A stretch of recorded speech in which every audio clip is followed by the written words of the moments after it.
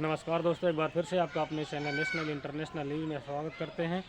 और देश दुनिया की जो भी बड़ी खबरें हैं आपको ये वीडियो के माध्यम से हम आपको बताना चाहते हैं। आप देख रहे हैं कि यूक्रेन और रूस के बीच लगातार युद्ध बढ़ता हुआ और यह युद्ध महायुद्ध की तरफ खींचता हुआ देख रहे हैं कि कई सारे यूक्रेन के जो भी शहर हैं पूरी तरीके से रूस ने तबाह कर दिया है। इस बीच इस घड़ी में ज़ेलेंस्की ने अपने आप को सरेंडर करने से नकारते हुए उन्होंने लगातार रूस का विरोध करते हुए यह देखना दिलचस्प होगा कि आज 9वां दिन है लगातार युद्ध चलता हुआ।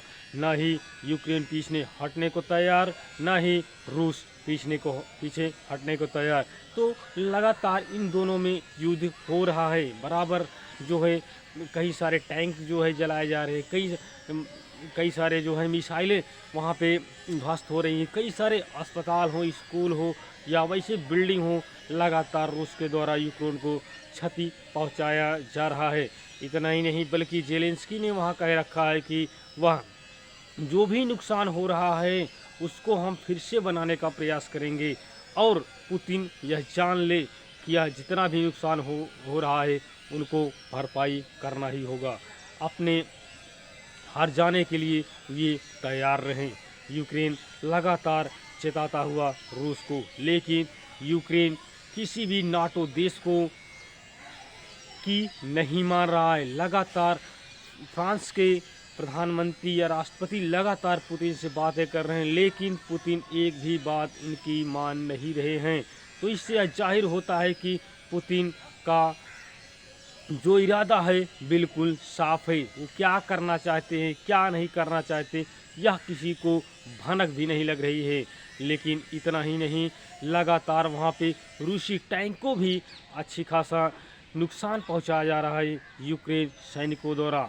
इतना ही नहीं बल्कि वहाँ पे जो भी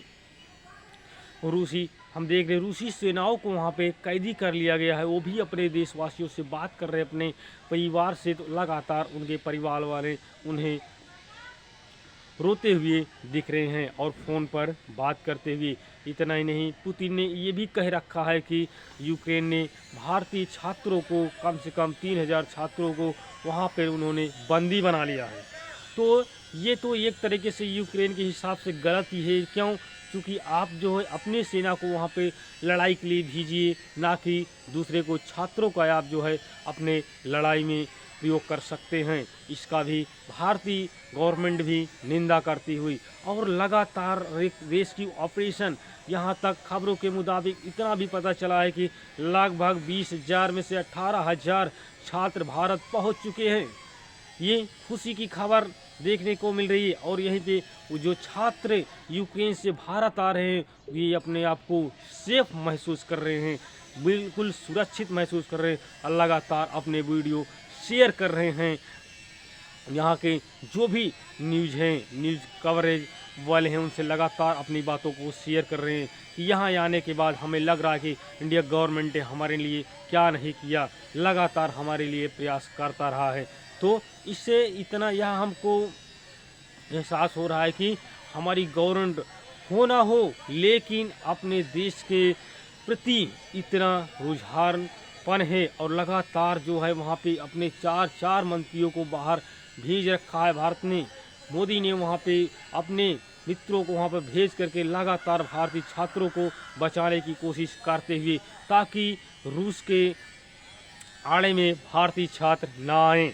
तो इतना ही नहीं, अब यहाँ पे भारत की बात कर लेते हैं। भारत के 5 राज्यों में चुनाव चल रहा है और भारत में यहाँ पे अगर बात की जाए तो 6 चरणों का चुनाव समाप्त हो चुका है। 3 मार्च को जो कि 6वां चरण का चुनाव था, इसमें यूपी के पूर्वोत्तर जिलों में यह चुनाव होना था। यूपी के 16 जिलों में 57 सीटों पर यह चुनाव हुआ, जिसमें लगभग 54 से 55% वोट पड़े हैं। और वहाँ पे आपने देखा होगा कि एक वीडियो दिखाया जा रहा है जिसमें ममता बनर्जी जो कि टीएमसी की राष्ट्रीय अध्यक्ष हैं, उन्होंने अखिलेश के साथ प्रेस वार्ता करते हुए वाराणसी में विश्वनाथ मंदिर पर उन्होंने जब गई तो वहाँ पर लगातार बीजेपी कार्यकर्ताओं ने उनका विरोध करते हुए वहाँ पर काला झंडा भी दिखाते हुए टीएमसी राष्ट्रीय अध्यक्ष सुश्री ममता बनर्जी को उन्होंने इनको विरोध नहीं, उन्होंने बल्कि इनको विरोध में रोड पर आई कि हम डरने वाले नहीं हैं किसी से।